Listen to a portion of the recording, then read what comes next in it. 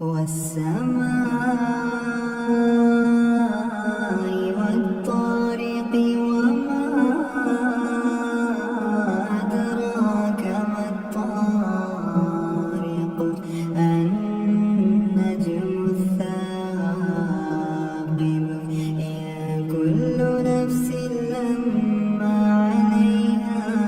حافظ فلينظر الإنسان مما خلق من ماء دافق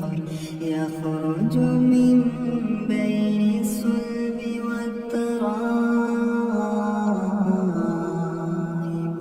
إنه على رجعه لقادر يوم تبلى السرائر فما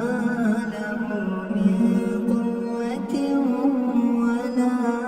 ناصر والسماء ذات الرجع والأرض ذات الصدع إنه لقول